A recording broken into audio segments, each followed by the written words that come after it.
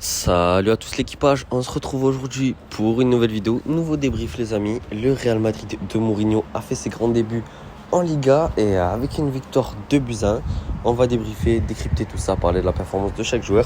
C'est parti. Pour commencer les gars, voici la composition que nous a concocté Mourinho. Alors déjà, premier problème. Bon, c'était un 4-4-2 qui se transformait parfois en 4-2-3 et en phase offensive. Le premier problème, c'est pourquoi mettre Carreras alors que tu as Cucurella qui est disponible. Je comprends pas, le meilleur latéral gauche du monde avec Nuno Mendes, on va dire. L'un des meilleurs en tout cas. Pourquoi tu le mets pas? Tu mets Carreras qui est, on sait, défensivement c'est bof. Ensuite, tu viens mettre Bernardo Silva. Bon, je sais pas. Je sais pas, est-ce qu'il fallait mettre Tchouaméni?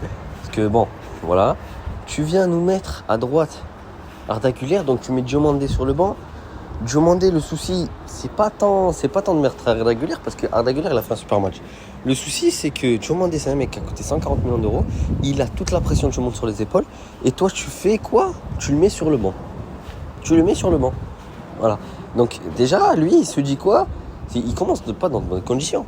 Et on voit derrière que son entrée, elle est pas ouf. Bon, on va rentrer dans le détail après. Donc je vais parler les gars vite fait des joueurs de l'Espagnol. Esposito qui nous a fait pas mal de mal au milieu de terrain. Dimitrovic qui a dégoûté Kylian Mbappé sur ce match. Il était très très bon même si il a pris 2 buts. Voilà, les joueurs ils n'ont pas été mauvais franchement. Cette équipe des Espagnols nous a causé beaucoup de soucis, notamment au milieu de terrain. Ils ont eu du répondant les gars. Ils ont bien attaqué et tout. Et ça moi ça me fait peur parce que les gars d'habitude l'Espagnol c'est pas le déplacement le plus compliqué. Genre là on dirait qu'on a joué Villarreal ou l'Atlético, je sais pas les gars, c'était compliqué. En tout cas, bon bref, bravo à eux pour ce match, heureusement qu'on a gagné. Donc les gars, le match, le déroulé, ça commence super bien. Les 30 premières minutes, les gars, c'était incroyable ce que j'ai vu les gars. J'avais l'impression de voir le tiki-taka prime, les gars, c'était incroyable. Ce Real sous Mourinho, c'était magnifique. Là vraiment, je me suis dit, il a apporté une révolution à notre équipe. Arda Güler, ça jouait trop bien en transition avec Mbappé, c'était magnifique. Et après, on a vite vu que, voilà, bon, on met ce but à la 9e minute de jeu, but de la tête de Bellingham. Magnifique coup franc tiré par Arda Güler. Les gars, je pense que ça doit être lui notre tireur de coup franc. Voilà, jusqu'à toujours, hein, jusqu'à temps qu'il est là. Donc voilà, après, derrière, on s'essouffle. Après 30 minutes de jeu, les gars, ça jouait très très bien, on s'essouffle. Et on revoit le Real Madrid de l'année dernière. On revoit une pâle copie du Real Madrid de l'année dernière, les gars, c'est-à-dire que les problèmes défensifs de Valverde qui est excédé alors qu'il jouait bien, voilà, Bernardo Silva qui était un petit peu en dessous aussi. On voit derrière c'est compliqué. Et sur ce but, les fautifs, les gars, sur ce but qu'on prend, pour moi déjà il y a Konaté qui lâche son marquage. Il y a Valverde, je sais pas trop ce qu'il fait. On dirait que les joueurs se regardent, les gars. Valverde doit revenir à fond. On voit qu'il y a un énorme trou. Centre, but. Voilà, centre, but. Bref, on enchaîne le match. C'est très compliqué. Il y a entrée de Carlos Espi, les gars. Pendant cette période du match, les gars, c'est très compliqué. Hein. Jusqu'à l'entrée d'Espi, on joue... je sais pas, on joue à quoi. Bon, on a été beaucoup dégoûtés par le gardien. Mais Mbappé... il fait de très mauvais passes. Eux, ils nous continuent à nous mettre la pression. J'ai même cru qu'on allait prendre un deuxième but. Bref, c'est très compliqué. Et surtout, on a un Kylian Mbappé qui fait pas beaucoup de passes. Un Vinicius qui sort de ses gonds, qui n'arrive pas à rentrer dans son match.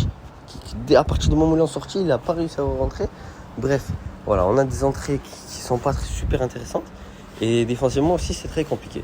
Finalement, on a Carlos Espi qui marque ce but, les gars. Bon, c'était assez prévisible, hein. On s'est dit, ce profil de la José, on s'est dit, c'est lui qui va nous sauver, c'est notre sauveur, les gars. Alors, j'avais tweeté, j'avais dit, vous l'aurez vu ici en premier, il va nous sauver. Bon, c'était prévisible, beaucoup de gens l'avaient prévu. Mais voilà, c'est pas la manière avec laquelle on doit gagner. Tu vois, tu joues l'Espagne Barcelone, les 30 premières minutes que tu fais, tu dois gagner ce match 3-0, 4-0. Tu dois gagner 3-0, but de Mbappé, but de Vinicius, voilà. Tu dois dominer totalement ton adversaire. Bref, c'est pas ce qui s'est passé. Maintenant, je vais rentrer dans le détail de chaque joueur. On va commencer avec Jude, les gars, puisqu'il est là. Jude Bellingham, les gars. Alors, on peut dire qu'il a fait un bon match. Ok, moi, j'ai trouvé que c'était un bon match. Voilà, il y a ce but. Il a été élu homme du match. Moi, je suis pas d'accord. Bon, c'est un bon match. Mais maintenant, Bellingham, la question, c'est pas est-ce qu'il a fait un bon match ou pas. C'est, les gars, comment on va l'utiliser. Comment José Mourinho va réussir à utiliser Bellingham. Parce qu'en fait, Bellingham, c'est un électron libre. c'est un électron libre. Ça peut très bien marcher, comme avec l'Angleterre, ça marche très bien. Mais pour que ça marche très bien, les gars, il faut que le collectif soit parfaitement huilé et que chacun sache ce qu'il doit faire, les gars. Parce que il joue en numéro 10, là, il est mis sur la feuille de match en tant que numéro 10, mais je sais pas, on ne sait pas s'il joue 8, on ne sait pas s'il joue faux 9, on ne sait pas si c'est un avançant qui joue derrière l'attaquant. On n'a pas compris. Bref, Bellingham, pour moi, les gars, c'est censé être un électron libre comme avec l'Angleterre. Et donc derrière, ça doit être parfait. Et devant, ça doit être parfait. Voilà. Derrière lui, Bernardo Silva et Valverde doivent être irréprochables. On enchaîne avec le passeur décisif sur le but de Bellingham, les gars, Arda Güler. Arda Güler, les gars, quel match, quelle patte gauche, les gars. C'est exceptionnel. Le centre qu'il fait, c'est du miel. Il y a un sombrero au bout d'un moment qui fait. Arda Güler, c'est parfait ce qu'il fait. Maintenant, le souci, c'est pareil, c'est le même que Bellingham. Où il va jouer. Il ne peut pas jouer 10 puisque Bellingham est là. Il ne peut pas jouer. En fait, il va jouer à droite. Mais qu'est-ce qu'on fait? Diomandé, on va le laisser sur le banc toute la saison? Quoi, Diomandé, c'est un super sub? Je comprends pas. Bref, Arda Güler, pour moi, les gars, je vais vous dire comment il doit jouer. Pour moi, Arda Güler, il doit jouer numéro 10 avec Bellingham en position de 8 derrière lui. Pour moi, il doit jouer 8 Bellingham et Valverde, il doit jouer milieu défensif. Ou sinon, on joue avec un milieu à 4. Je ne sais pas comment faire. On joue avec un milieu à 4. Bref, le souci étant que Arda Güler, il va pas jouer tous les matchs à droite, les gars. On a demandé, il a coûté 50 millions. Je sais pas comment faire. Bref, Güler, très bon joueur. J'ai kiffé son match. Maintenant, ça va être un nouveau casse-tête pour José Mourinho. Kylian Mbappé. Alors, Kylian Mbappé, les gars, il fait pas le match de sa vie. Merci à lui pour le but de Carlos Espi. Il fait presque tout le travail sur le but. Bon, bien sûr, il fallait faire ce qu'il a fait Espi derrière. Mais Mbappé, les gars, moi, j'ai un souci. Il faut jouer en passe, frérot. Il y a trop d'actions où il voit Vinicius partir sur le côté, où il voit Arda Güler, où en deuxième mi-temps, il voit Diomandé. Et le frérot, il part tout seul et il fait des frappes sèches, sans conviction. Il fait des frappes molles. Mbappé, tu es un excellent joueur. Tu es sûrement notre meilleur élément. Maintenant, frérot, il faut faire des passes. Il faut faire des passes, il faut jouer en passe. Parce que si on ne joue pas en passe, je vous promets que ça va être très compliqué. Vinicius, s'il continue de s'enfermer sur son côté et qu'Mbappé fait la même chose, ça va être très compliqué le reste de la saison, les gars. Vinicius Junior, les amis, Vinicius, pour moi, il avait très bien commencé, mais nouveau problème avec Vinicius. Enfin, ça reste le même, mais ça continue. Nouvelle échauffourée, nouvelle polémique. Vinicius, les gars, c'est saut d'humeur, ce carton jaune qui prend pas ce qu'il réclame. Et surtout, ce problème avec les défenseurs, les gars. Parce que les défenseurs, c'est un truc de fou ce qu'ils lui font. C'est de l'acharnement.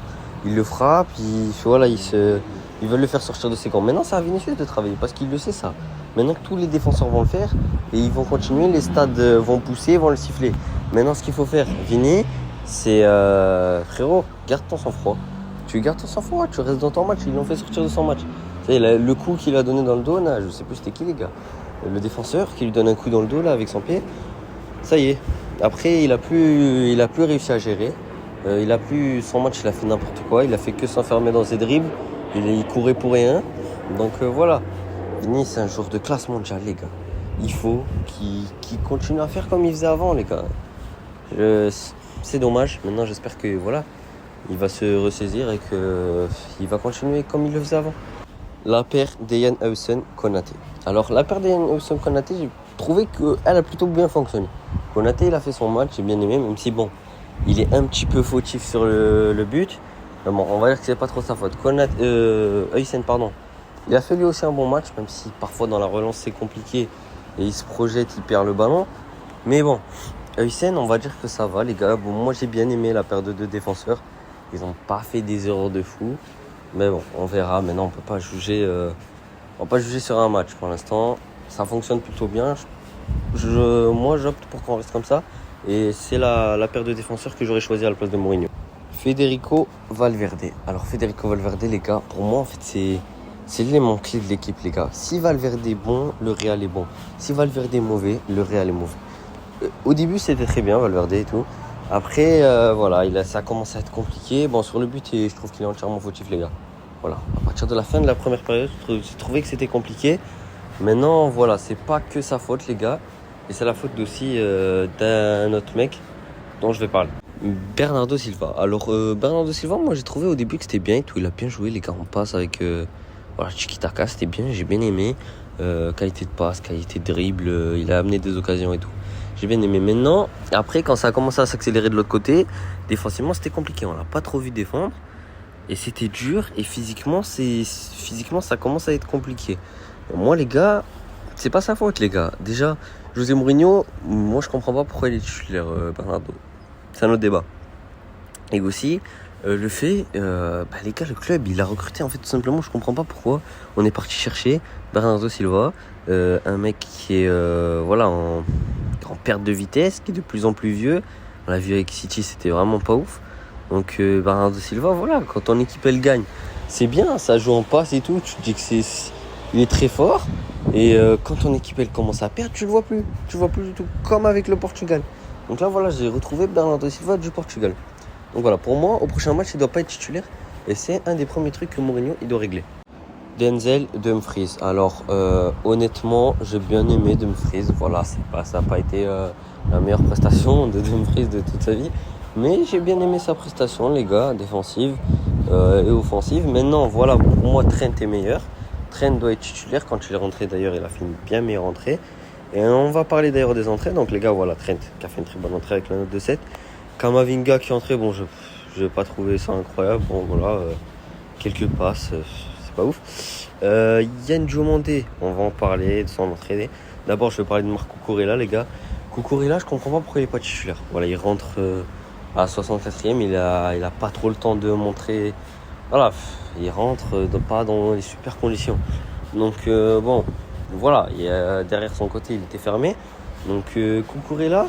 Pour moi, les gars, il doit être titulaire directement. Tu as un des meilleurs défenseurs gauche qui est disponible. Donc, pourquoi ne pas l'utiliser en fait? Je comprends pas. L'entrée de Yann Diomandé. Alors, lui, les gars, il faut en parler séparément. Parce que bon, c'est un cas à part.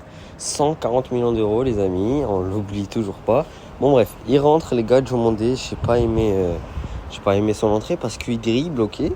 Il dribble, mais ça sert un petit peu à rien. Il fait ses dribbles, il fait ses roulades, ses passements de jambes, ok, y a pas de souci. Mais si tu centres pas, si tu gagnes pas, si tu perds le ballon, ça sert à rien, frérot. Et si tu centres et que ça, c'est pas un bon centre, ça sert à rien aussi. Si tu frappes pas, je sais pas si Diomandé l'a frappé dans ce match. Il a dû faire peut-être une frappe. Donc voilà, l'entrée de Yann Diomandé, j'ai pas kiffé, mais non, voilà, c'est le premier match. Faut lui laisser du temps, c'est une nouvelle recrue. Encore une fois, par la faute de José Mourinho, les gars, s'il est pas titulaire dans ce match, il peut pas. Voilà, il est rentré 20 minutes, je crois, il est rentré pour 20 minutes. Voilà, il faut le mettre titulaire, il faut le mettre dans de bonnes conditions, les gars.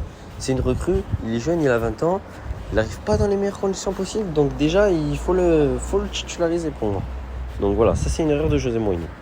Et l'entrée de Carlos Espi, bien sûr, faut en parler. Ce but, franchement, les gars, il a fait ce qu'on lui a demandé, il a fait sa mission.